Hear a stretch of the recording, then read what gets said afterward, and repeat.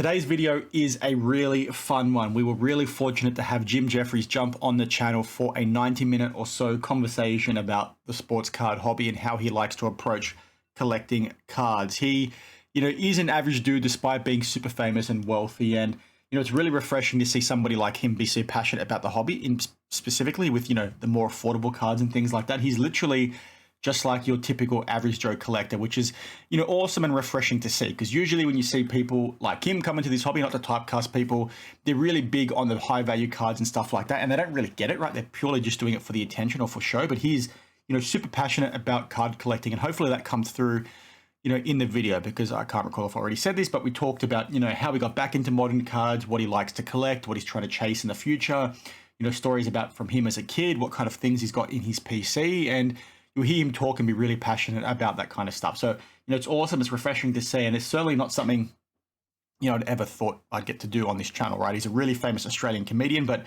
having, more Netflix specials than anybody else. He's had a show on Comedy Central. He's a really, famous dude. So for me, having, 10,000 subs, and I value every single one of you, but, I'm a very small time guy. And it's just, really cool that, he came on and was willing to chat. And, like I say in that intro, which you'll hear shortly, he reached out to me 6 months or so and just basically gave me a pat on the back and said he loves the fact that an Aussie is doing his thing in the hobby and he likes my channel and blah, blah, blah. So, a really awesome thing. And I hope you guys enjoy the video. Let me know if there's things I could do better. This is the first time I've interviewed somebody like this before, so maybe I've done some dumb things. I don't know. I'm here to learn. I'm here to try and do better for you guys. But one thing off the bat, my audio is a little bit funky. His mic is a lot louder than mine. So maybe on the next stream that I do or next interview that I do with someone or the next live stream, I'll just edit that in the background so it doesn't, impact as much. But yeah, let me know your thoughts. I hope you guys enjoy, and I'll see you at the end. All right, perfect. How's it going, everyone? We've got a pretty cool opportunity today to talk to Jefferies about his card collection. He followed me on Instagram maybe 6 months ago, 12 months ago. It was a pretty cool moment. Just giving them a big fan. It's probably a loser moment, to be honest, because I ran to my wife and showed her straight away. I thought it was awesome.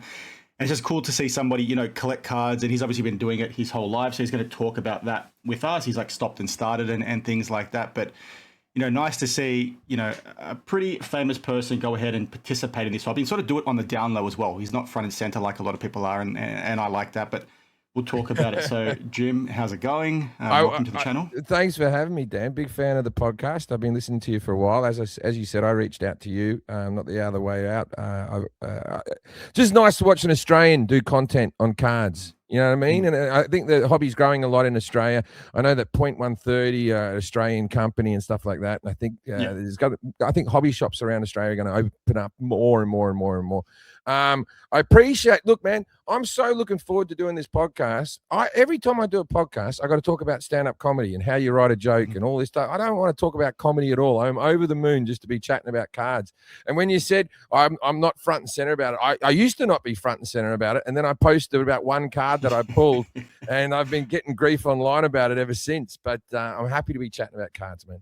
Yeah, so we'll talk about that card in general. It's a pretty cool story, actually. It's a one-of-one that you hit with your son. I think it was on Christmas Day or around Christmas holiday period, which I think just, adds to the story. I'll let you, talk about that. It was the last day of school holidays here in America, which is January 3rd.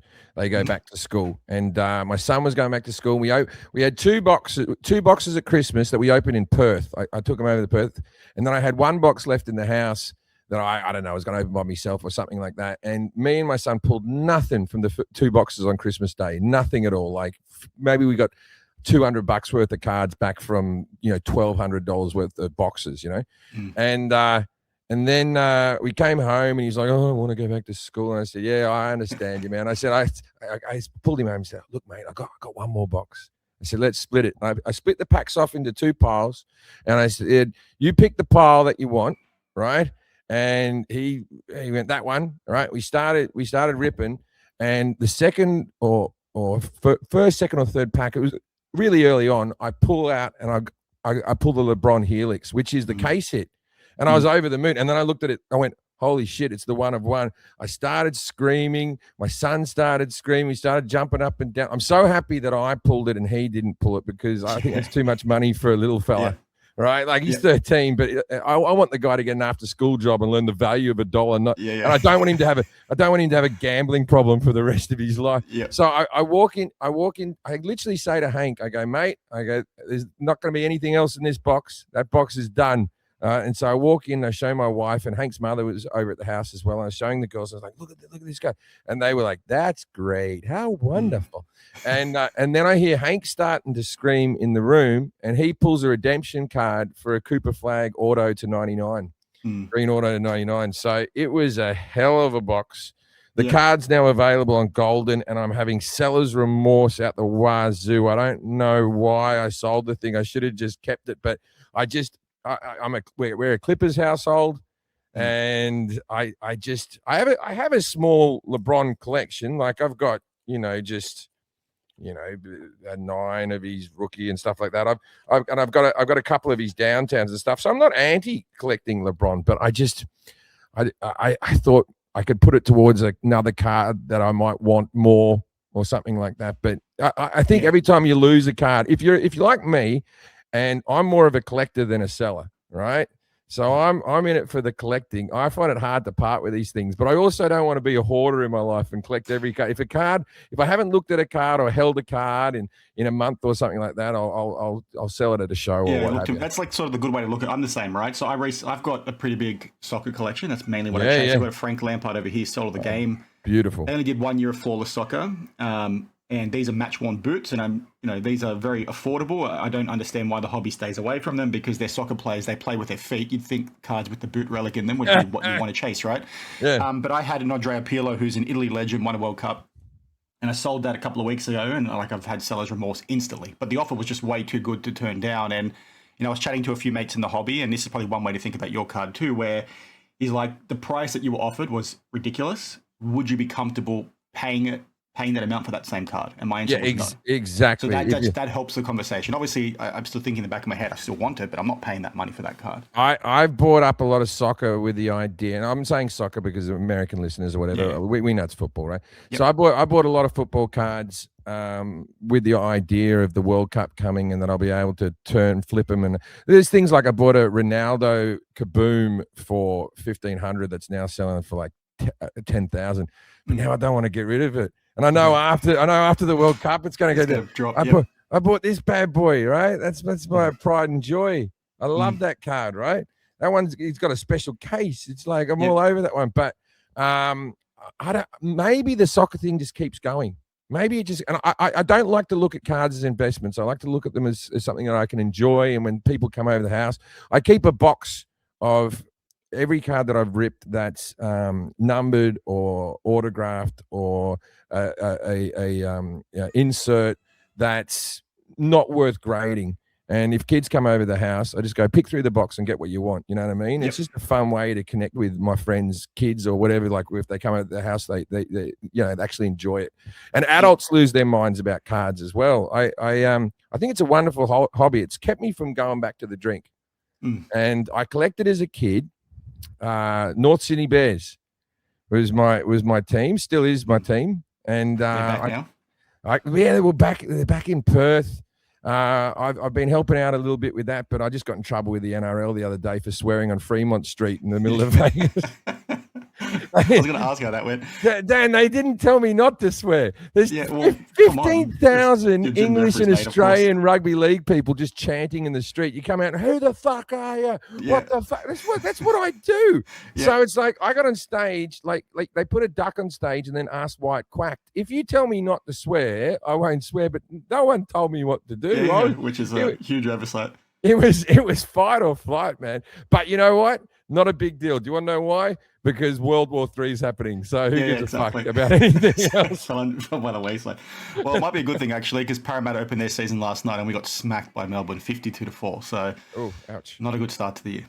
Ouch. Well, I'm trying to watch more games now. Going to get KO over here and watch as many games as possible. So because I'm not even familiar with the players anymore. Back when I used to collect North's cards, I remember I'd just constantly pull. You know that thing where like it wasn't about refractors and it wasn't about numbered cards or whatever. You were just trying to complete sets back then, right? Yep. And I remember I had about 15 Les Kisses and I couldn't get the last. I kept on getting Les Kiss all the time and no one wanted to trade it with me. But I remember thinking he's the best winger in rugby league.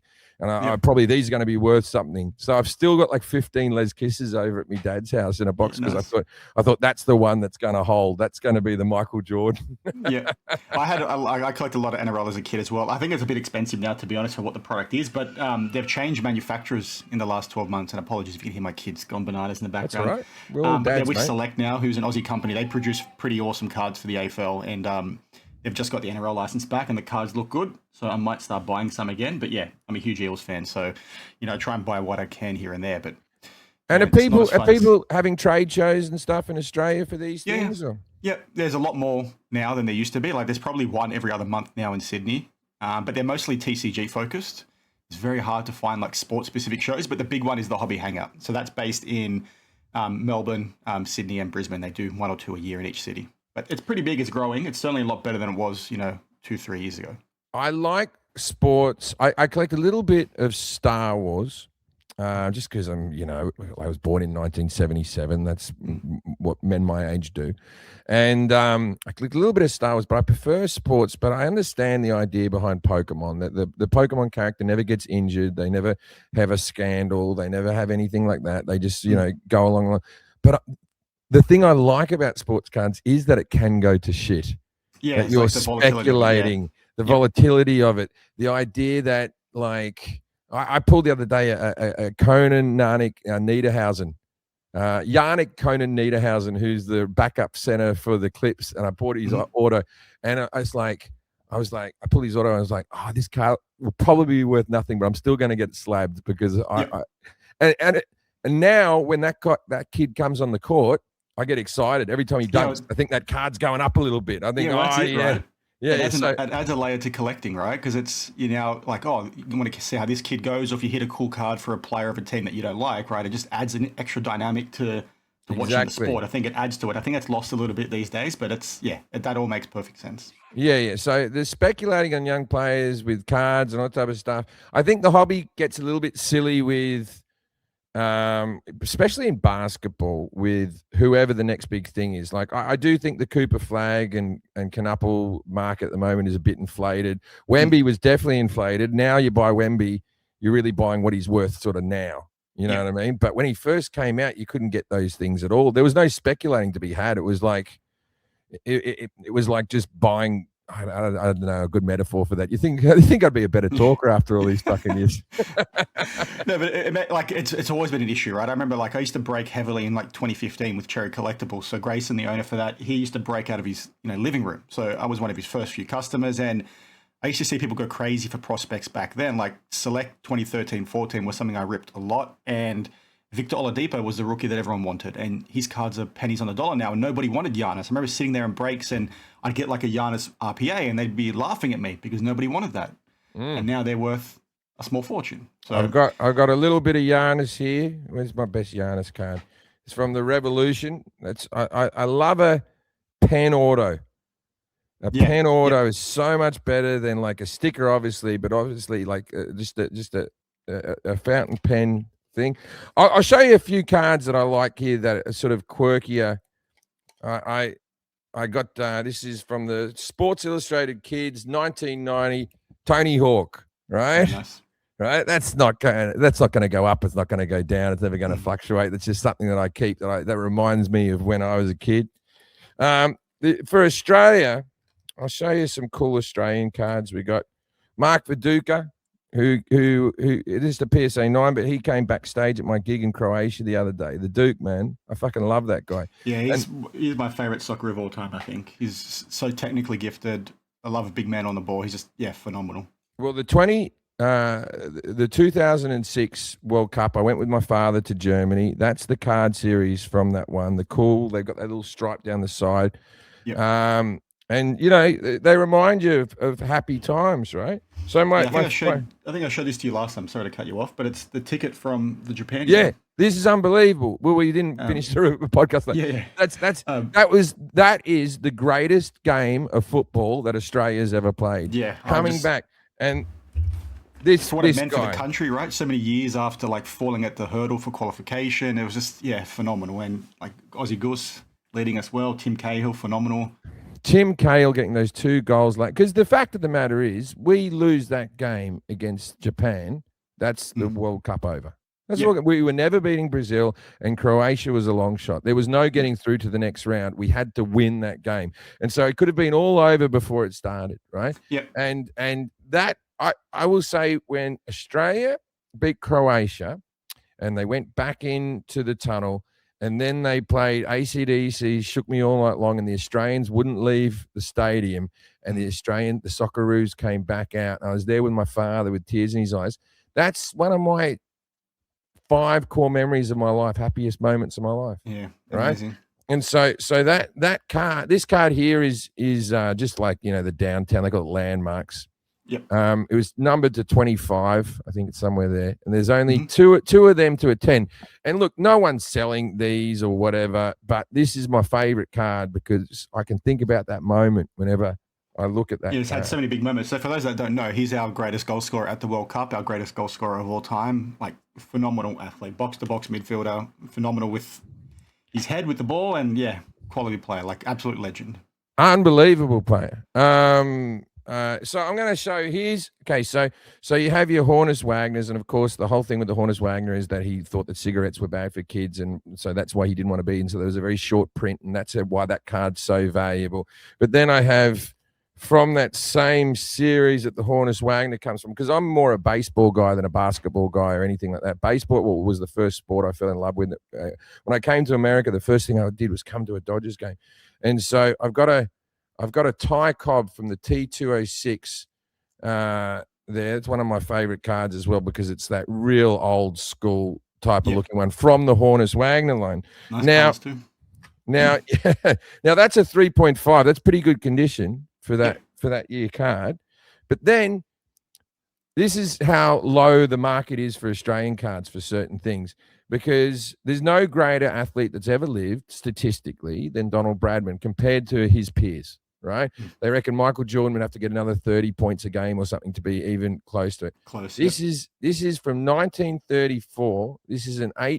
So 1935, the next year is the year that the Babe Ruth Gaudies came out, which is probably the most coveted of all the Babe Ruth cards, and there's 4 of them. There's the red one with the bat and yellow, and they all go for a PSA 6 of a Gaudi goes for about 70 grand or something like that. This is a PSA 8.5 of Don Bradman from the cigarette packets there. Yeah, that's as perfect a Don Bradman card you can get. And I've owned one of those in the past as well. I'm gonna try and get a rookie of his. Yeah, like $150 or something. It's like very affordable. It's crazy how many of them have stayed in good condition. Like, I've done a bit of research on that, and it just looks like the people in the UK and Australia just looked after their cards. It was like collector albums for these things back then. This is as clear as like it was printed yesterday. Like, it's crazy how easy it is to find them in good condition. And I think I paid $200. I'm not sure. It wasn't enough money that I had to actually write it down and go, all right, this has gone out of the budget. You know what I mean? Yeah. But I have that just so when people go, like, because people in the hobby, when you go to card shows, sometimes people are a bit surprised to see an Australian there or whatever, following American sports. So I also collect Travis Bazzana, who has just hit a home run yesterday in the World Series, the World Cup Series of baseball at the moment. World Series Baseball League, whatever it's called, Yeah, and here he is. Here's his kaboom. It's an unlicensed, but and the reason is unlicensed one. This guy was born in Hornsby Hospital, went to Taramara High. I went to St Ives High. We were the 2 public schools in the area. And just to see a boy from my neck of the woods, look, he was the first draft pick, and he's from Australia. He has the potential to be the highest paid Australian athlete of all time, And the Australians aren't talking about him as much as he deserves to be talked about, mate. But they will because this year he's going to make his mark. I hope he is anyway. I've been nice enough to write to the lad, and I've written to the lad, and he's been nice enough to respond. Yes, yeah. And he's into cards as well. And they pulled, those garbage pail kids. Yep. right? They've got one of him sitting in a kangaroo's pouch in the outback. That's awesome. Right. And it's just like he's holding a baseball bat. He's in the pouch, and the super refractor came out, and it came online, and I was like, I wouldn't mind owning that. That's got to be the greatest Australian baseball card you can have. I want it. I need it. Right. And it's probably not going to go for $10,000 or whatever. We'd probably get it for a few grand or $2,000 or something like that. Yeah. And I really wanted it. And then, and I'd written on some forum, and then I'm speaking to Travis. He wants it as well. Yeah, so if it goes to auction, I'll be bidding against him, and I don't know if I can do that. So I'm going to have to let that card go and let him have it. That's cool. So you mentioned earlier that like you obviously collecting cards as a kid, and you got back into it when you went to the States. But was there anything specific? Like, was it during COVID era like everyone else? Or? No, I didn't do it during COVID. A bit before COVID, about 2019, I bought my son. We'd been to a few baseball games, and I bought him just, for $50, you can get the full box of all the base cards. So I bought him the whole set so you could, he could look through them, and like just the pure just collecting. It's not going to be worth any money. You can just have a look at the cards, read the stats on the back and all that type of stuff. And so I bought that. My son put a couple of them up on his wall or around his desk or something like that of his favorite players. And then I bought him a couple of packs during COVID, nothing too serious. And then I sobered up when my son was born, my next son was born, which was 2021. I got sober. And then I was doing a movie. I did a movie called Him. And I'd bought a couple of cards. I bought a couple of slab cards. I'd already bought the Tim Cahill card and a few other things. And then I was doing this movie called Him, and we were filming in Albuquerque. It was a Jordan Peele movie. And we were filming in Albuquerque, and I was there for 6 weeks, and I had a lot of downtime, and down the road was a card shop. And that could have been a moment in my life where I went back on the alcohol. I could have spiraled again or whatever, as I've done in the past. And I just sort of focused it into what I thought was a harmless hobby. Yeah. Maybe going back to the drink. Who knows? Yeah, I think the drink would have been cheaper. Yeah. But I really enjoyed it going down to the shops. I like the camaraderie of it. I like the nerdiness of it. I like that we're collecting something that's fragile, that shouldn't stand the test of time. Cardboard shouldn't be around forever. It should just go by the wayside. And you got cards that are that Bradman card will be 100 years old before I know it, right? Yeah. And it's lasted all this time. And I said this, I think, the other day, for something that's cardboard, it sure uses a lot of plastic. If these slabs start killing turtles, we're all fucked, right? The Australian government will get rid of these if it kills one fucking turtle. So be careful around your slabs with turtles. Well, I don't think we're far off it with 2 million cards a month just from PSA alone or whatever it is. It's like insane volume. Like we're going to see slabs and dollar boxes eventually. Like, maybe if we're not already seeing it, to be honest. My local card store, you can buy tons of slabs for far less than it costs a slab a card. Yeah, far less than it costs a grader card. Loads of cards that are $10, and what is it, $30 now per card? $28, $30. Yeah, I think the minimum's 28 or 32. One of the two, I don't remember. Yeah, they just increased it. They just increased it, and they said once Beckett, they bought Beckett, they were gonna keep that brand going strong. Now Beckett's wait time is just as long as PSA's wait time. But we all want our cards graded. We all want to see like they go up in value, and also you just want to have the card in a protected, right? Yeah, protected. Like that's just your base model, Steph Curry type of thing. But it's like if it wasn't that, it's not even chrome or anything like that. But it's value. You get to hold it. Yeah, it gives it a bit more aesthetic to touch and feel and all that kind of stuff as well. It's one of those concerning trends at the moment now with collectors owning 3 grading companies and what that means long term. But people always push back on PSA about the price and how they're inaccurate with their grades. But people don't want accurate grades; they want good grades. So that's why I don't think things are ever going to change, right? I would like AI to take over completely. I know AI does part of it, but you know, because when you get bad grades versus good grades, what's happened. You've gotten a person who's not having a good day or whatever, or a person who's stricter than another person, because it always seems the whole batch is bad. Yep. Yeah, you send in 20 cards and I've got 110, and all these nines. Like, what have I done to you, bro? Well, I know like there were some interviews they did a few years ago where they were talking about how many graders they have, and then people put two and two together with how many cards they were grading on a daily basis, and it's like 30 seconds to 60 seconds a card. 30 seconds a card.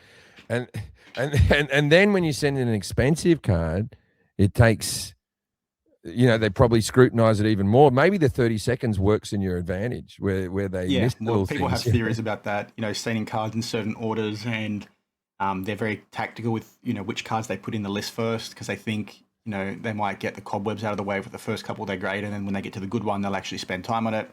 People go full tinfoil with it. But, I always put my best card about 5th or 6th in the pile, and also I don't want it sitting on top of the pile in case it gets a ding, and I don't want it at the end. And I have all these dumb theories as well. But mind you, the LeBron Helix Superfractor 1 of 1, it went away, and I looked over and I had the microscope, the magnifying glass out. I went over it and I thought it looked clean. It came back a 10, and it's very hard to get a superfractor in a 10 because those little circles can get scratched very, very easily. Yeah. So I was dead chuffed with that, because people say, "Oh, it doesn't matter. It's a superfractor.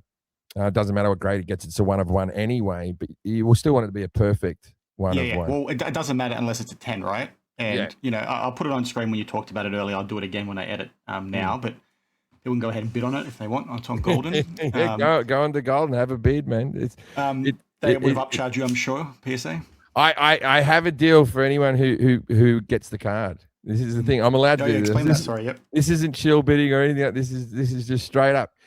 If you own this card and you're a fan of mine, which there aren't that many in the world, but maybe 2% of the world is a fan, and the rest of people think I'm annoying. But I mean, if you like my comedy, that card will always work as a ticket into any one of my gigs, and you get to come backstage as well, because I'd like to visit that card. I'd like to see it around the world. I'd like to bump into it every now and again, just for the memory. I asked you this the other day, like you hit it with your son. Obviously, it's a cool memory to have, but when it's a card of that value, and there's probably other things you want to put it towards. It would have been cool to keep in your PC, but I think you told a story last time about the fact that your son, you said it again today, it's better that you hit it, not him, given the worth, and show that it's okay, let things go and things like that. Yeah, I also think that you don't need to hold on to something that isn't, we put it through the auction, all that type of stuff. And, look, I'm trying to talk my way out of this. Like, I regret selling it. I wish I kept the bloody thing. I don't know what I was fucking thinking, but here we are. It's all right. LeBron's in the Epstein files, so we'll buy it. Exactly. I'm in the Epstein files, just mentioned once, but it's a misquote. Is it? Yeah. They're trying to say the guy goes in the Epstein file. Someone goes like he's like that cult leader. He wants to say Jim Jones. Yeah. But he said someone in there goes, he's like that cult leader, Jim Jefferies. And I'm like, I was hoping that in the Epstein files they were going to go, and then Trump and Clinton sat down and watched Jim Jefferies' special. I hope that's what was going to be. Yeah. Well, that's probably a good way to be named, but that's pretty funny. We all had a theater night and turned on Netflix on the island. I thought that was going to be. I think you said recently that you like the comedian with more Netflix specials than anyone else. I have one more. There's a lot of people who have 5. I have 6. I have more specials than anybody else. But I think there's a whole heap of people that will catch me or whatever. I'd like to do more, but I haven't signed a deal with Netflix such as yet, because I haven't rang them up to say that I have a new special ready. But I'm touring Australia all July, most of August, which is my kids' summer break, right, here in America. So my son's going to travel around with me. Dan, I would love for you to come to the gig and come backstage and bring your wife and even bring a couple of cards, man. And maybe if you want to come to the gig, and we even talked about this previously, right? But if you want to come to the gigs, we'll go to a card shop the day before, and how about we rip some cards backstage before the gig, and we see what we can get. We come an hour before, we'll buy some pizza, try to keep our hands clean, and then fucking tear some cards if you'd be down for it, man. Come, we have a great room backstage at the Enmore Theatre. I know you live in Sydney, so the Enmore Theatre in Enmore. Come to one of those gigs, man, if you're up for it. Yeah, definitely. I was actually going to ask, actually. So yeah, that's awesome. I'll let the wife know. Yeah, you can. I'll get you a couple of tickets, man. Or if you've got another friend that's in the hobby as well, bring them along as well. Awesome, will do. Thank you. So you mentioned just then ripping a couple of boxes. Is that how you mainly participate in the hobby, or do you go into breaks as well? I sometimes do a whatnot break or something like that if I'm on an aeroplane. I see that as like that is like gambling in the sky. You know, you got the Wi-Fi, and the good thing about like a break, it just if it's a big break, it takes about an hour by the time you've bought all the thing. It's a great time killer, but it's also very expensive. I'd rather own a box myself and open it from beginning to end. But I've pulled in a break. I've pulled a Jokic auto. That would be my best one, just the base model auto. That's like a $2,500 car. So I've definitely lost money on breaks. That hasn't been something but I'm such a nerd about it now. Is sometimes I just turn on the breaks just to watch the breaks, Watch, see what happens. See what big cards coming out, and so it obviously does have that little gambling element to it. I think out of cards that I've actually invested in, I've been quite shrewd. Is it shrewd? Yeah, shrewd. Yeah, shrewd. I've been quite shrewd with the cards. Yeah, I've been quite prudent with the cards I've actually purchased, but I'm a nightmare with actually opening boxes. I'll buy fucking overpriced shit with the. Well, I was like that in the past. I'm just fortunate that it's like so much more overpriced here in Australia, and it's a bit hard to get your hand on products. So it makes it easier to sort of keep it out of sight, out of mind, because I've got like a really addictive personality. So like I can't stop ripping. When a big product comes out, Topps Chrome, and I also like Cosmic Chrome. It's one of the ones that I just enjoy opening. I buy a box of the new product. You know what I mean? I will actually sit down and have a box of the new product, and I'll buy my son a Christmas and birthday. He gets a box of whatever is the big basketball product at the time, because he mostly collects basketball. He's got a little bit of baseball, but for the most part, he's a basketball guy. And you know what's really nice about cards is you get a connection to the past. So my son shouldn't really know who Blake Griffin is, right? Because he is 13 and Blake Griffin retired from the Clippers a long time ago now, 6 years or something ago. Yeah, he's only been following, but Blake Griffin's his favorite player because he's like, there's a Clipper that was the Rookie of the Year and he won the slam dunk competition, and then he started watching from the cards. He started watching YouTube clips about it, podcasts and his comedy and stuff. Yeah, and then luckily for me, Blake Griffin does stand-up comedy. So I said to Blake Griffin, I said, my son, he's your favorite player. When my son was like 10, I said, he's your favorite player. And Blake sent us a signed jersey and a pair of his shoes. And so my son has a jersey of Blake Griffin, signed shoes, and his rookie card in the little box. And he's a shrine to Blake Griffin, but it's like, that's his favorite player, man. That's his favorite player. So brilliant. Well, I was saying earlier, like just collecting and participating with cards just makes sports so much more enjoyable. It adds all these extra layers. It makes people passionate. It gives them, purpose to chase things long term. It gives them something to do in their downtime. Treats them to keep things in good condition, and be respectful of things. There's a lot of fine qualities that you can find in the hobby. As you said, keep your things nice, make your things organized. Learn when to give away something or when to take something. You know what I mean? Learn when you're holding on to something for too long.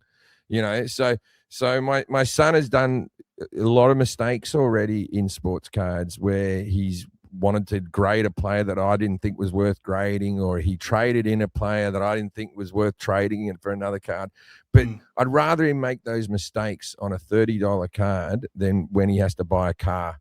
Yeah, exactly. A few years' time, and like learn that people are going to try to rip you off. And I go to card shows with him, and so but I let him make his own decisions, but I stand nearby because I just, I don't want him to be made a mug of. But if I think he made a bad deal, there's been things that he bought a Yamamoto card for $40 that had the Mojo refractor on it.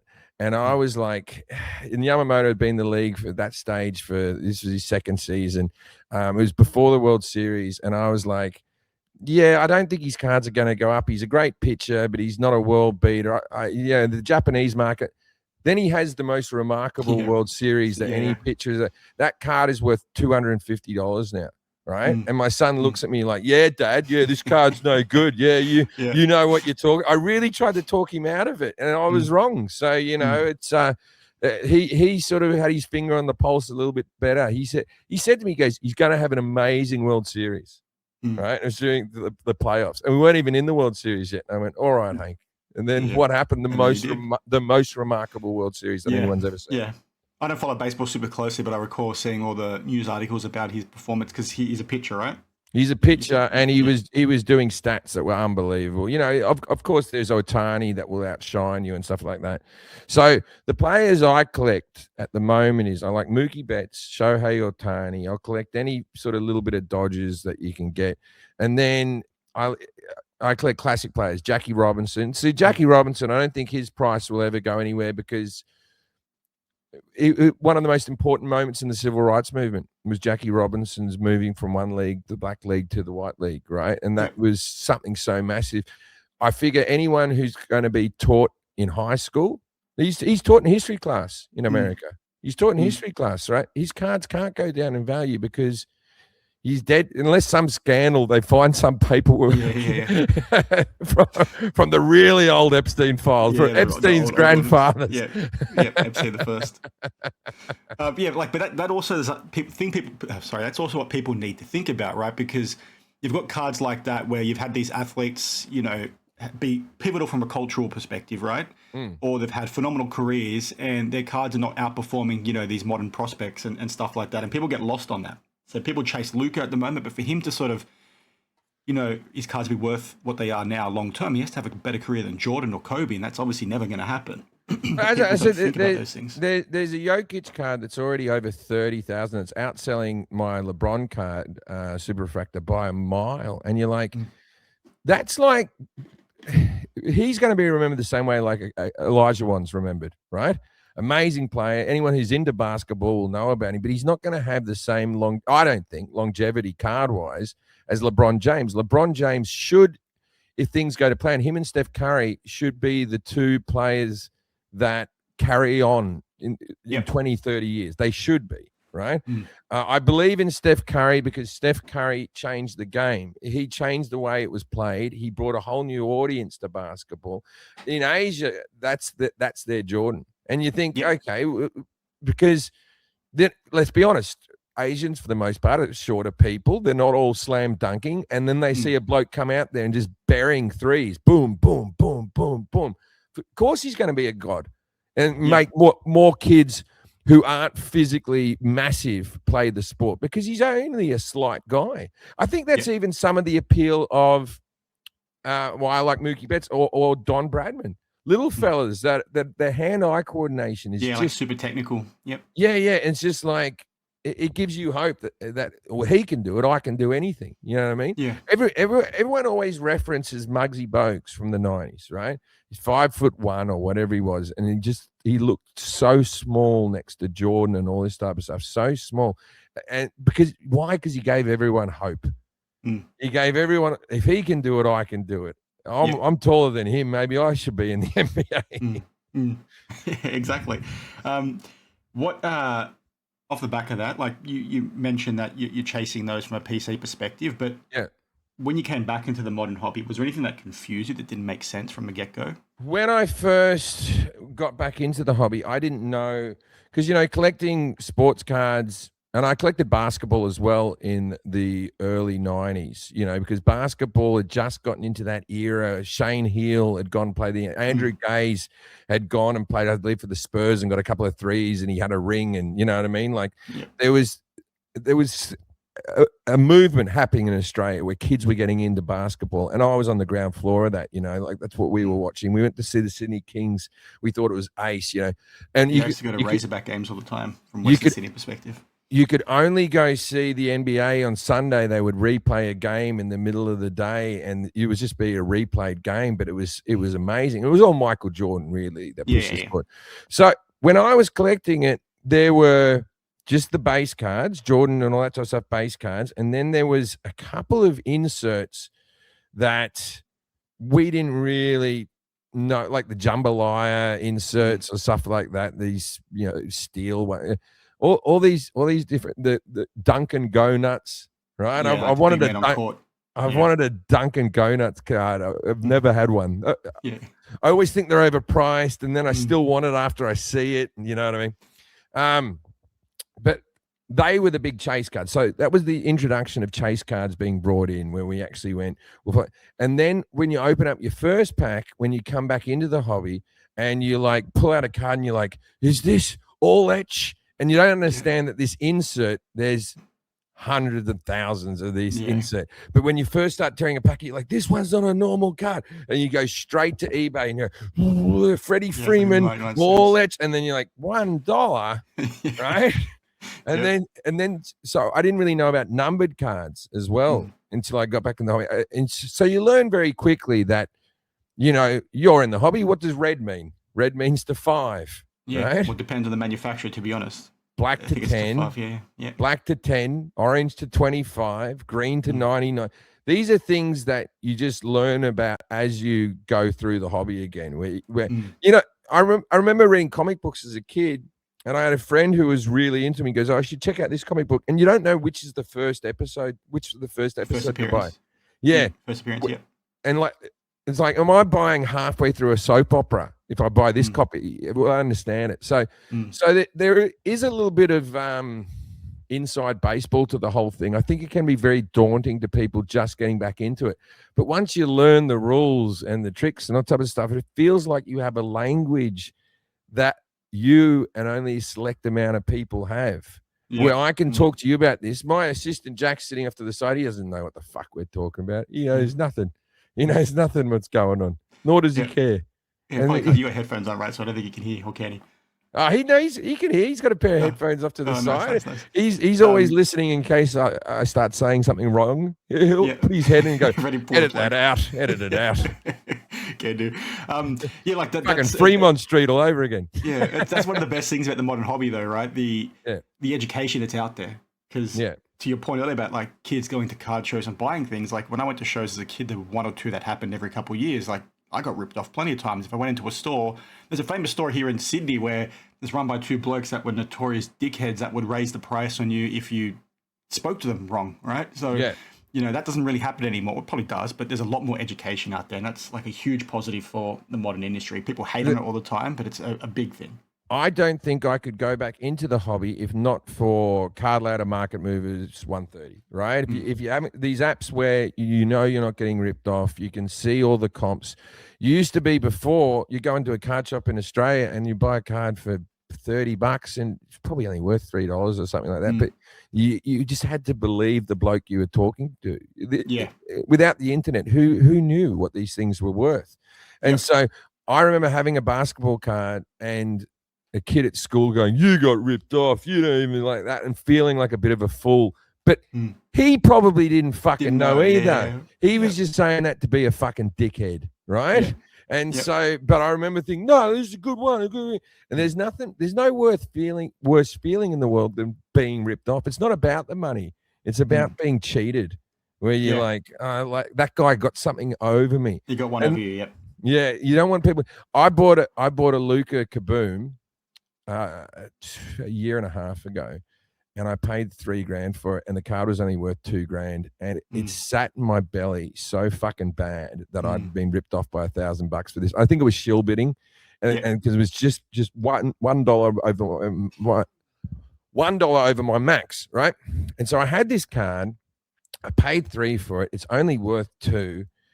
And I took it to a card show and I said, "Can you give me $2 cash for it?" Right. And the guy was like, "Sure." And I got the cash and I thought, I got out of that card. I couldn't look at that card because I hated the feeling of being ripped off so much by looking at the card. Right. Yeah. That card's now worth $5 fucking grand. It was just pride that got in the way. Like if I just held on to it, it would have been fine. It was a good investment. I was ripped off in the day, but I wasn't ripped off in the year. You know what I mean? But I couldn't look at that card because it gave me bad feelings, bad mojo, man. Yeah, no, we've all got stories like that, right? Like I don't know if I told you this last time, but in 2017 when we bought our house, I had to like sell my collection, right? Because it just would have helped pay off some of the debt we had and just get ready. And there's so many cards there that I sold that I went back into recently for a video that, you know, I probably left like 40 grand on the table. And these were cards that I was probably into for like $50 each. So, you know, we've all got stories of number one, selling cards for way too much, but then, selling cards too soon, and then also overpaying for cards. It all evens out. I had a card that I put on sale that someone, I put it in for a high price because I think it's worth this price, but someone offered me very close to the price I asked for, and I would have taken it, but I just didn't check eBay for a whole day, and the 24 hours lopped out, and now it's like fucking that's not gonna. So one of my hopes for my card collection is, and I keep my big cards in a safety deposit box at the bank, and so it's not like you even get to enjoy the big cards. I have photos of them. You go down the safety deposit box, open the box up, sit in the room, and go, touch it, put it back in the box, touch them, caress them. But my hope for my collection for those big cards is that when I die, my boys get the cards, and then maybe they sell it and use them for a deposit or whatever. I don't want to push the collection onto them. Like, this is a very valuable Babe Ruth card that you should keep for the rest of your life. If they can do something that they want to do with the cards, I've enjoyed them, that's fine. And then, I'm not going to sell. There's about 10 cards in my collection I'll just never sell, right?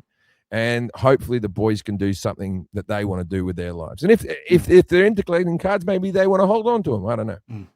Yeah, that's cool. Like, I'm the same with my collection. The only, I think, difference is I don't think I've got any cards that I wouldn't ever sell. Just because I think I told you this last time. Like, from my perspective, I get really uncomfortable with cards being worth what they are today. Because to me, they're just things that we collected as kids and were trash. And being in the hobby pretty big with breaking and stuff like that 10, 12 years ago, it was, worthless back then too. Sure, there was expensive things around, but they were always, affordable to an extent. And, now that they're just such crazy prices, it's just a weird vibe for me. So I fund my PC through my PC. So I'll buy cards, I'll sell them for profits, and then buy more cards with those profits. And I did that recently with this Larry Bird card as an example, which is from first year Eminence. It's the base. All right, so I got here an autographed Larry Bird to confirm that you have the same thing. Yeah, good auto. They used the thick pens for Eminence that year, so some of them came out poorly. But this is what happened? What happened here was my friend was doing a corporate gig, and Larry Bird was going to be there at the corporation signing things, and he was going to do stand up. And I said, "Oh, look, my son's birthday's coming up. Can you get me an auto on a card?" He goes, "I'll go to a card shop." So he buys this card, which is an unlicensed. I don't know what he got ripped off for this. An unlicensed, that's a $1 card, if ever, right? And he goes, "I got it signed," and then he gives it to me.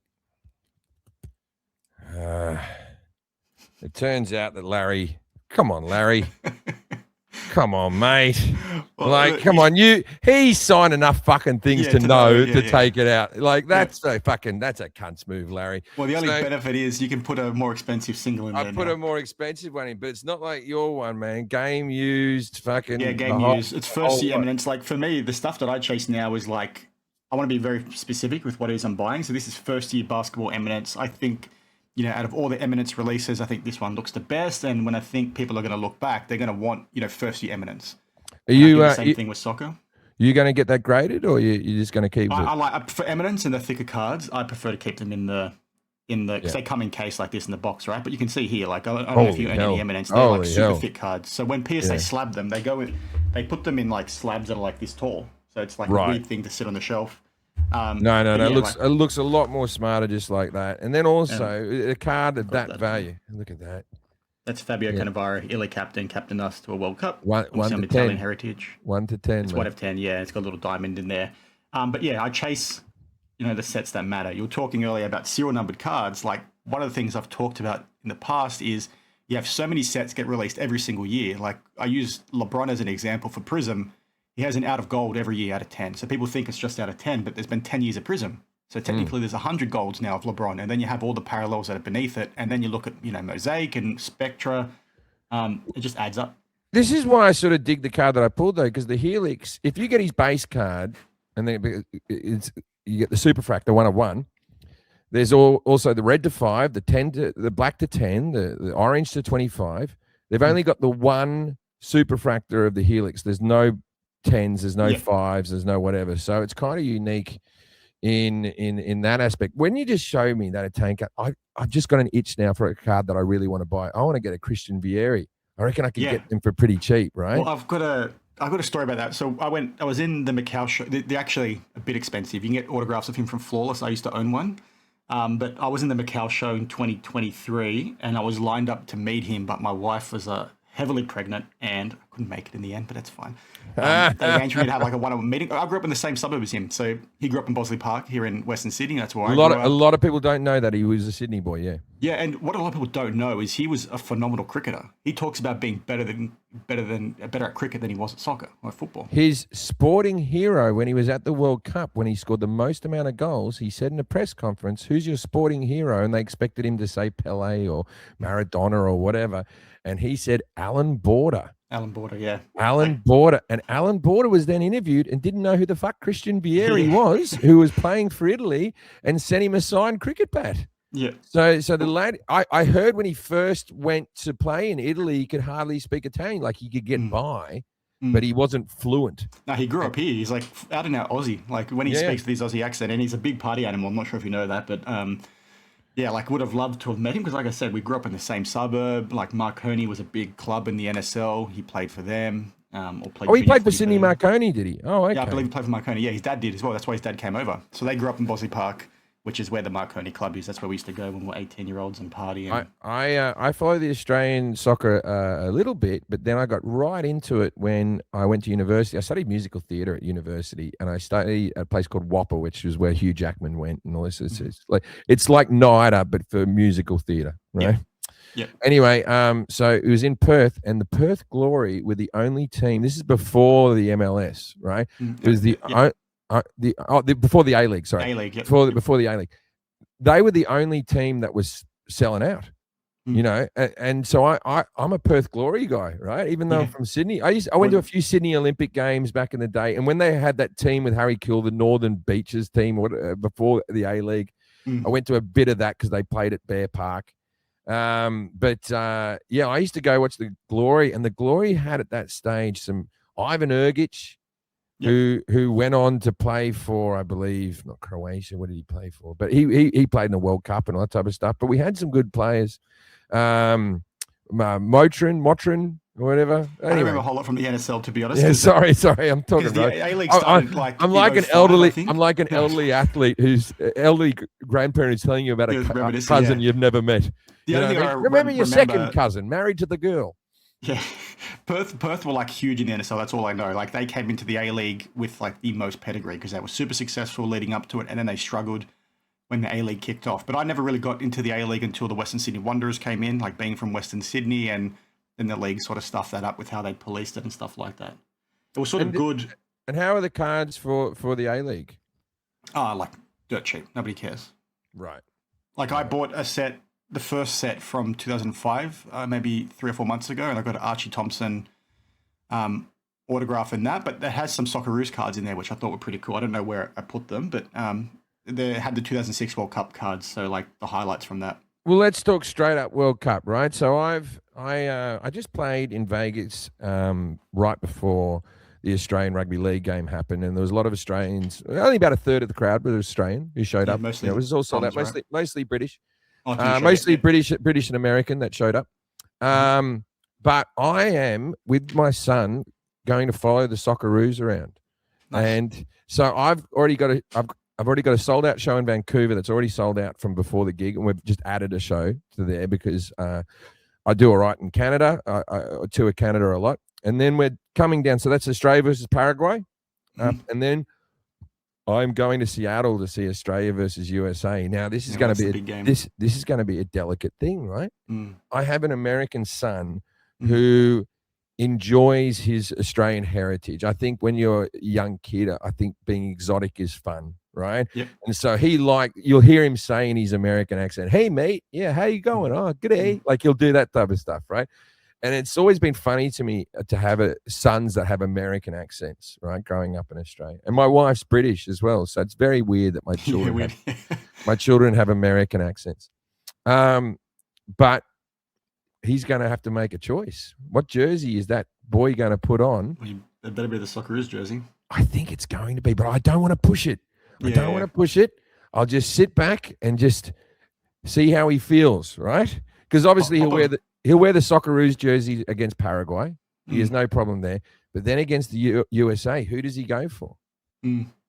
Popovich is going to have the boys firing for that game, by the way, given all the smack that the US press has been talking about us. So I think it's going to be a very feisty game. I think, okay, so what a lot of people don't know, probably from Australia or whatever, but in that little quadrant of North America up there, so Seattle, Portland, Vancouver, that is the soccer capital of North America. So the Seattle Sounders get as many people to their games as the Seattle Seahawks do. Yep. Right?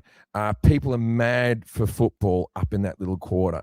So it's going to be a great atmosphere. If you were going to see any game in America, Seattle's the city you want to see it in. Yeah. So it's anyone coming out for the game, expect everything and more. It's going to be fantastic. Yeah. There's nothing like World Cup football, and I'm looking forward to next month. That is something that I will rip a lot of boxes of when they bring up the World Cup football, man. Yeah, World Cup prison. I gotta collect all the landmarks of Australia. Yeah, have they announced who is in the checklist yet? I've got Samantha Kerr there. I got Matt Ryan. I've got them all, man. I went and saw the Women's World Cup when it was in Australia. Yeah. We could have a Men's World Cup tomorrow.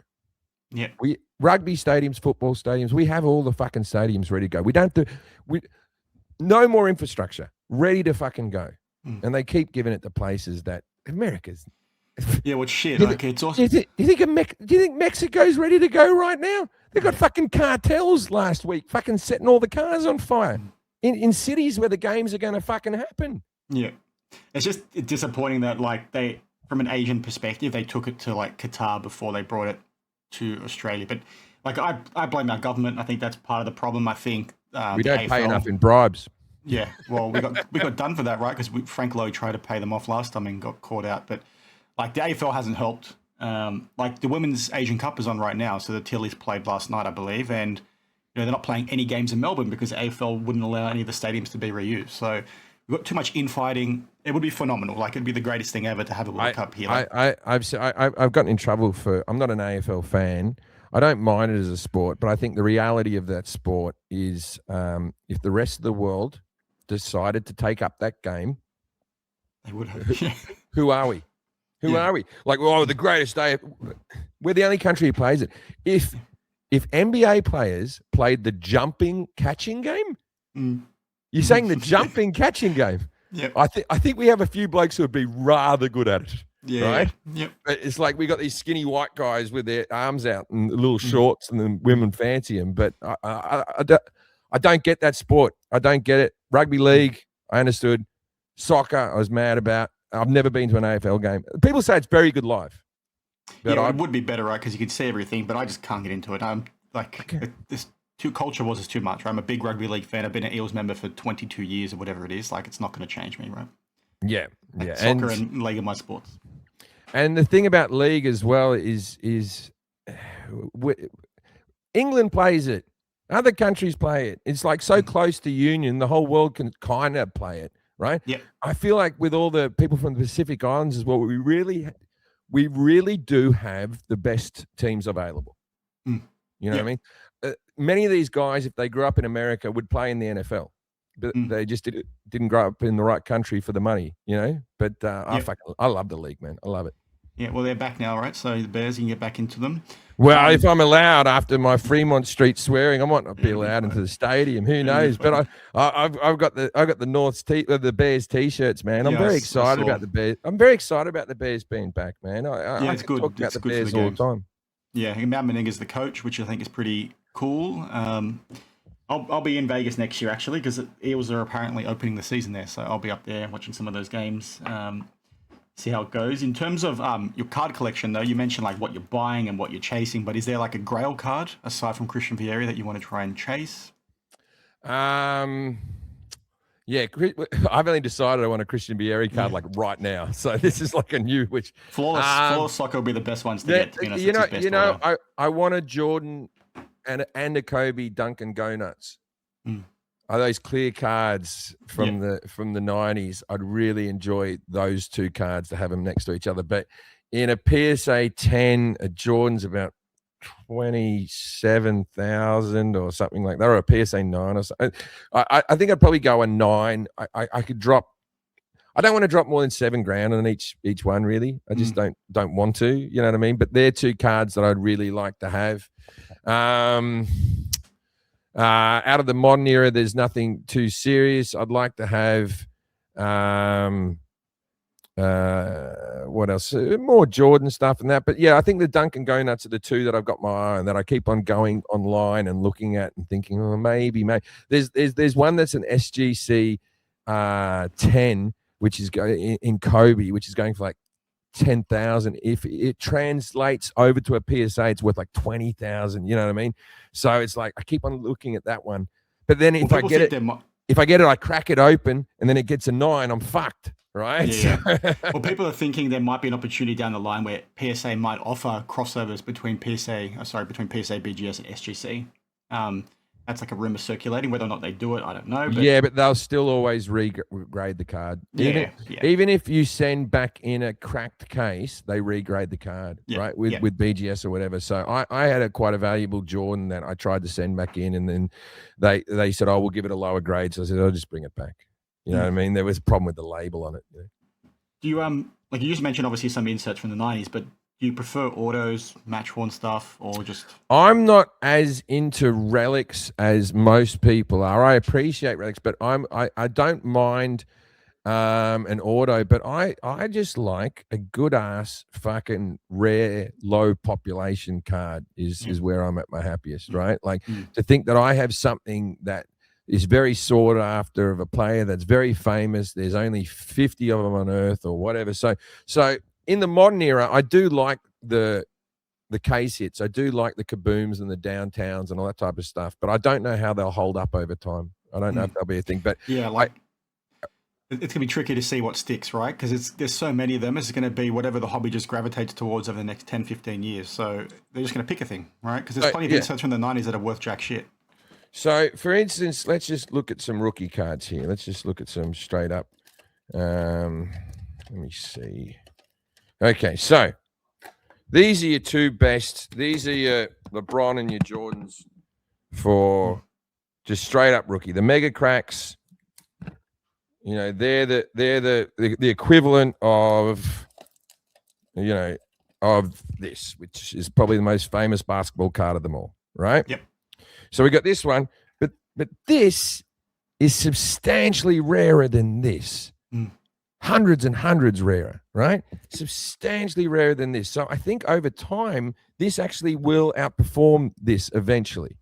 Yeah, well, that's what people have. I'm big on soccer, right? Big on football. So the only concern I have with that is there going to be enough people that care about soccer long term? And there are so many players to pick from because you've got the whole world playing the game. So like when you look at players that are chased, like look at Kevin Durant, right? People pay really big money for his cards, but there is like 50 Kevin Durants in the last 30 years from a soccer perspective that you could go ahead and buy because it's just so much more competitive. So it's not worth that much. There's tons of them. Yeah. Tons of them. That's his rookie card. Right?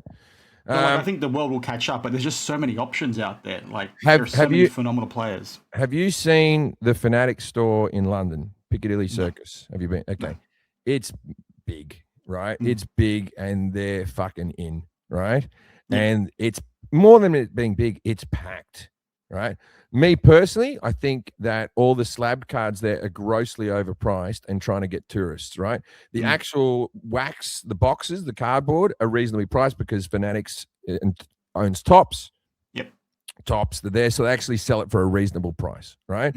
So if you want to go in and buy boxes, I wouldn't buy cards there. And it's almost like if you go to my card shop in Burbank over here, which Burbank Sports Cards, which is a massive card store, which has a PSA drop-off and all sorts of stuff. For the most part, their cards are pretty reasonably priced, or that you'll be able to negotiate with them. And everyone in the store is very knowledgeable of that. Well, that cards are this, that cards are that. You know what I mean? It felt like the Fanatic store in London was a little bit. Everyone's new to it. Yeah, it's a retail store, right? It's a retail store. So the people that got employed there didn't really know what they're talking about. But the store's packed is my point, right? And it's going to get bigger and bigger with soccer, and now everyone's going to start getting it. Because before with the soccer, it used to be those little Panini stickers and shit. Yeah. It used to be what everyone was into. I think I think if I was to advise anybody, I would say the best investment in sports cards is soccer. Even now that it's gone really high up for the World Cup, but I tried to buy as much soccer as possible, and I think that the whole world's gonna realize this very soon. Like I said, this Frank Lampard, Chelsea legend, England legend, probably one of the best midfielders in the last 20 years. Yes. And this, I think, cost me like $600 US. Yeah. Like nothing in the grand scheme of things. Something like that should be worth a lot more. And obviously, as I'm talking through this, I'm really regretting selling that Pirlo, but that's the nature of the game, right? I've got a Kaboom Beckham that I bought that's now worth 10 times as much, but it's still worth 10 times less than a Kaboom of a famous basketball player, like the same stature. And I'm not even a big Beckham guy. I thought he was slightly overrated, because he was good looking, right? But he's not fucking going anywhere. No, he's not going anywhere. He's got big cultural relevance, right? People know him outside the sport. He's knighted, right? He's Sir David Beckham, right? Yep. So he's not going anywhere. And because he's good looking, the cards fucking looks great. He looks good, right? Yeah, there's a funny, like I told this on a podcast the other day. There's a really good story from like the National 4 years ago where there's a bunch of YouTubers called Sunday League Investors. They focus in on soccer, and they were trying to move a Robin van Persie Kaboom, I believe it was, and it was the Kaboom from the 2014 World Cup where he did that diving header against Spain. Yes. I'm not sure if you remember that goal, but that's what was on the image of the card. That was one of the best goals ever. Yeah, it was fantastic. Yeah, like phenomenal, right? And they're trying to move it, and the guy at the table was just like, "Oh, I only want good players. I don't want this." And it's like, Robin van Persie's a phenomenal Arsenal player, won Man United title by himself, one of the most technically gifted strikers of all time, and people just don't realize that yet. And so the year that he won the title, I was living in England, and he was playing against Liverpool, and I was playing at the Rawhide Comedy Club, and he came and saw me do stand up when I was just a shit kicker stand up comedian. So what year was that? 2003. For Arsenal when they won the title, yeah, 2003, yeah. So because he won the league again with United in 13-14, I think, around then. He still had the headband. He still had the headband with his hair back. I remember that. Yeah. He's a good-looking guy. Yeah. But he came to watch me do stand-up way back in the day when I was living in Manchester. I got asked to do a corporate gig to do Manchester United's Christmas party. I go over to Old Trafford, and I'm in one of the function rooms, and all the players are there, and I go out and do my stand-up, and half the players are giving me fucking nothing. And I get off stage, and I was feeling a bit shit about me. So like Wayne Rooney's laughing, and I got a few people laughing, but I couldn't get half of them. And I said to the person who had booked me, I said, "I'm sorry." They go, "Oh, you did great, much better than the guy we had last year." And I said, half of them weren't laughing, and they went. He goes, 2/3 of them can't speak English. Can't speak English, I was going to say. I'm like, right. I remember looking at Louis Sahar going, what the fuck's wrong with this cunt? Like nothing out of this bloke, nothing. Yeah, he's French, right? He's not going to be able to speak. That's awesome. That Premier League era, the last 2000 to 2015 was also awesome. Speaking of good-looking footballers, I hit this in a pack recently. Paolo Maldini, greatest defender of all time. Very good-looking dude. Italy legend. That's something I don't like about cards as well, is that I never buy American football, but only the quarterbacks are worth money. I think we need more love to people who are defenders. It's always strikers and stuff like that. With baseball, except for Paul Skeens as being the off choice, it's all home run hitters. The pitchers don't get any love. Well, I've talked about this before. People got really hyped up on that because they thought, well, this striker's worth a lot of money, so surely this defender's going to be worth more. But the thing I always put it down to is I call it the cultural relevance of it, right? Because the sport's been around 100 years. Those positions were sought after when players do really well. But do people really care about defenders? Like strikers, they want to see the exciting things. They want to see attacking wingers and stuff like that. So, sure, these things should be worth more because you need to put some pride on that position, and it's a hard thing to do and all that kind of thing. But I'd like a rare Rio Ferdinand, I'd like something like that, of course. Yeah, and I think that's what's going to change long term, to be honest. But people, I think, get very hyped up on it. Because you got Paolo Maldini there, literally the greatest defender of all time, changed the game, and it's not really worth that much. But, it's worth something to you, though. You got it. Of course. What's a funny story about that is I've only opened, very few boxes in the last couple of years, but I opened a box of Mosaic Euro in 2023, and I hit this Alessandro Nesta. And the reason I've got these on hand is because I'm going to send them off to PSA. So, Italy, captain, defender. And then I bought a second box trying to sell at a local card show here maybe 4 months ago. Nobody wanted to buy it. Guy on eBay bought another box of mine from a different set, and he wanted to chase Italy players. So he bought that first box. I'm like, do you want this other box? He said no. He didn't get any Italy players in the one he got, and he's like, oh, I might buy that box off you. I don't know. I'm like, fuck it, I'm just going to rip it myself. And I hit the Maldini. So it was almost like meant to be, if that makes sense. Part of the soccer problem I find is, because I went in, as I said, in the Fnatic store, is, are you going to buy UEFA Cup? Are you going to buy Champions League? Are you going to buy Premier League? Are you going to buy MLS? Are you going to, like, there's so many different sets, where I just want just football, right? But obviously they're never going to give you just Cup football. Good, right? That's why World Cup, because then you get the international, and then everyone's there together, and then you're only getting the best of the best. You're not going to get like players that are be irrelevant. Yeah, Panini obviously did Eminence and Flawless. They did Flawless for 1 year. They've done 2 releases for Eminence. They're like the soccer sets to chase, other than World Cup Prism. But I feel like Topps dropped the ball a little bit with the Dynasty sets they've released. Right. I'm not sure if you've seen those. They're too flooded with, not that good players. They've got really good relics in them, but there's just too many parallels. Like, I think Messi has 7 different 1-of-1s in that set, which is ridiculous. Yeah. Well, okay. So at the moment with the hype, so Yamal, his rookie cards, which there are substantially more, is selling for more than Messi's rookie cards. Like, I want his rookie card, but I'm going to wait 5 years. I think I have to wait 5 years. It can't just stay. He has to have a World Cup that's so fucking remarkable to warrant these prices. Because as I said, you got this is substantially rarer than his rookie cards, and it goes for substantially less than Yamal's rookie cards. Yep. And it's like, this guy, is he going to have the same career as this dude? Is he? Yeah. No. He's playing his 6th World Cup, right? I think it's his 6th. World Is Cup, he going to have the same fucking career, man?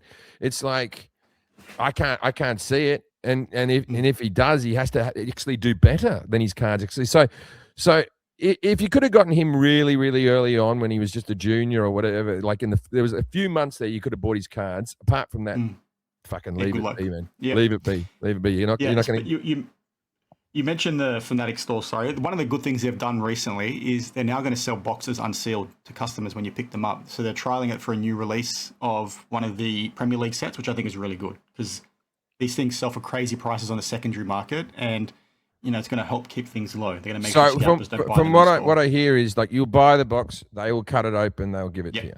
Yeah. Right? Yeah. Which I think is how it should be. Everyone, and you should only be able to buy one box. Everyone should be allowed to, have a horse in the race and have a go. Everyone should be allowed to buy that chocolate bar with a golden ticket, right? Yeah. At the price it's meant to be. Yeah, which is like really shit because it's so hard to do these days, and scalpers just ruin it for everything, right? But it's concert tickets or whatever. There's always going to be some. Yeah. So you know what I like about the box that I got with the Cooper Flag rookie and the LeBron James Super Refractor. It was from the same box. And I bought that off some bloke who had just bought up all the boxes on eBay, and I feel like going, "Fuck you, cunt." You sent him a message. I feel like sending him a message like, "There you go, you sold that." Scalper, mate. Yeah, you dickhead.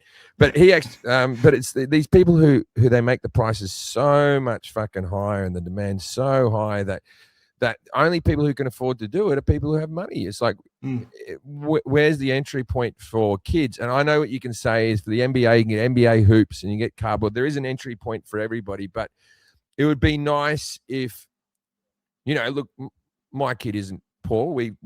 I've done well for myself. You know what I mean? So but it would be nice if a kid, working class kid, could have the same fucking chance. Yeah. That's part of the problem, right? So that people talk about hoops being, at least an entry point, but that's still expensive. Like 5-10 years ago, you could buy a box of Select, a hobby box. You're guaranteed to get 2 mem cards and I believe 2 autos, or at least 2 of each of those.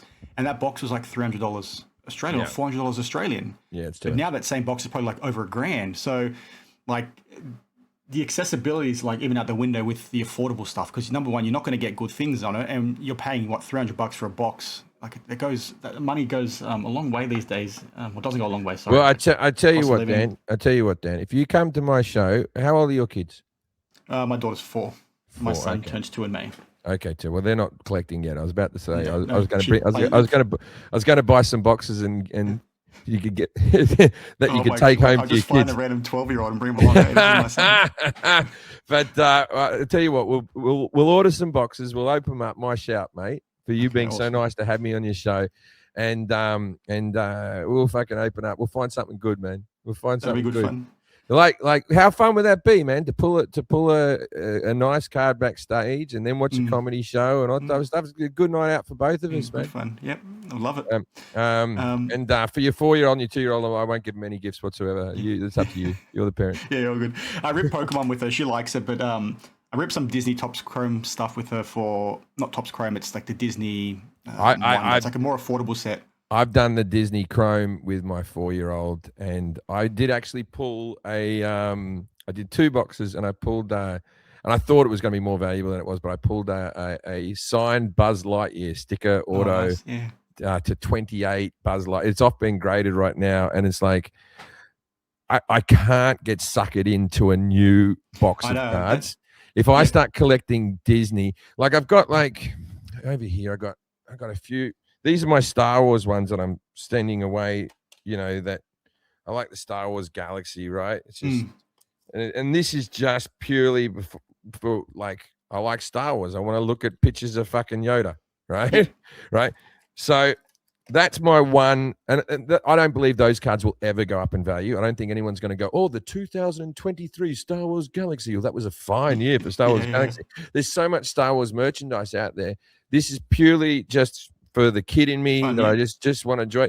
But I can't have that and Disney and Marvel. It's a slippery slope, right? You know what I mean? If I start buying a new release of anything, I literally did the Disney because I thought my kid would enjoy the Disney. He's 4. Every now and again, I'll bribe him with a base card. Like, all right, I got this Pocahontas. If you finish your food, you know what I mean. And then I put it in a slab because he sees me put them in top loaders, and I put it in a sleeve, and I put it in a top loader, and I give it to him. I go, you take good care of that. He goes, look at what Dad gave me. And it's a fucking 5-cent card, right? But that reminds me of the joy of this hobby. That it is meant to be exactly something. What it's all about. It is meant to be something fun. Collecting is meant to be something to something to look forward to, something to strive to, something to, to think about, right? I would like it if another problem with the cards being so expensive, it makes trading for my son, it's a bit more tricky. Once you get a 13-year-old and they have to trade, they've got an $80 card that they're trading with another 13-year-old. Some kids going home with their feeling hurt. When we were young and we were doing the rugby league, we were trading cards because that's the card I need to complete this thing. Exactly. All the cards were worth 10 fucking cents. They were all worth 10 cents. And so you did it because you needed that one. And if someone screwed you over, whatever. But I wasn't looking at the card with a magnifying glass and going, oh, there's a print error. Exactly. Which is what happens now. But that's so Jeff Wilson cops a lot of shit. What's the centering like? Jeff Wilson cops a lot of shit for like the things that he's pushed in this hobby, and people don't like him because they think he's just like, this cliche rich dude telling people how to collect and stuff like that. But the National, he set up a kids trade zone, which I think he's run that for like 3 or 4 years now, and it gives kids an opportunity to trade with people that actually have somebody supervising to make sure things are being done fairly and not being ripped off. So there's staff there that oversee it, which I think is awesome. I'm not anti Jeff Wilson. I think he's good for the kids in the thing. And I listen to his top 5 podcast because it's an easy 20-minute listen once a week, if I'm on a plane or something like that. He's a little cheesy. I've never met him. But next time I perform in Atlanta, I'm going to go to his shop. He says that all of his cards in his shop are at comp prices. They're not, you don't have to negotiate. They're ready to go. So, well, let's see. Because a lot of people fucking claim that. Yep. And then it turns out it's not, I think he's a bit corny, right? And I think that's why people, and the whole coming in with investing and selling picks. And like, I think people just felt like he's the poster boy for the hobby changing from what it was, right? So they just pick on him for that reason. I think you are. Are you getting Hank? Okay.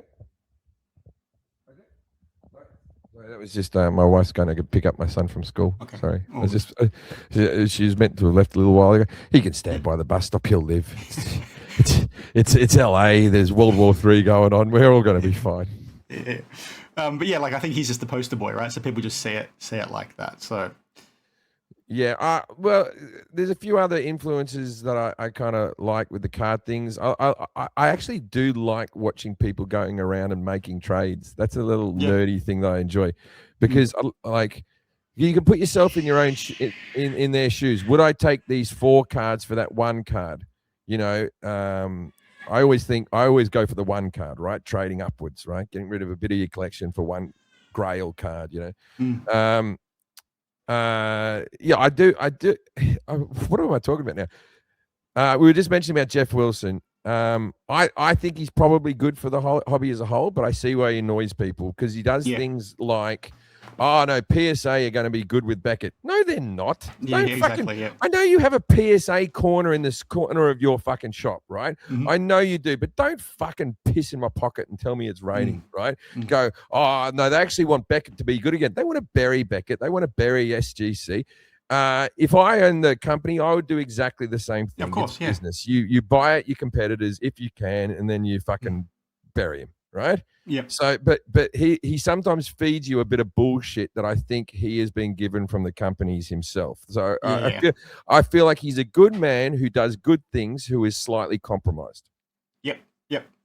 And then you just add the corniness to it as well. But yeah, like his vlogs at the National, I think, are pretty good as well. Like I like the fact that he films people coming up to him, and he's got that little table. Card Collector 2 does it as well. I'm not sure if you watch him, but they just do trades all day. And being someone that can't go to the National, it's like awesome to watch that, right? Because you get to see a side of the hobby that you don't see here in Australia. Because card shows over here are very different to what they're like in the States. Everything is overpriced. People don't want to move shit. People do a weird dance where everybody uses ship my cards to get cards home to make it more affordable, but they pretend they don't use it, so they justify their high prices. So it's good to watch those guys and sort of see what is ship my cards home? What's that? So they're a mail forwarding service. They're actually a sponsor of the channel. So it's run by a guy and his team, where they essentially, house your cards. They're like a vault service. So if I'm on eBay, I want to buy a card, I ship it to them. They hold it, they charge a fee, and then when I'm ready to ship home, I get like all my cards shipped home. Right. And they use FedEx. It arrives in like 3 business days, which is crazy. Oh, wonderful.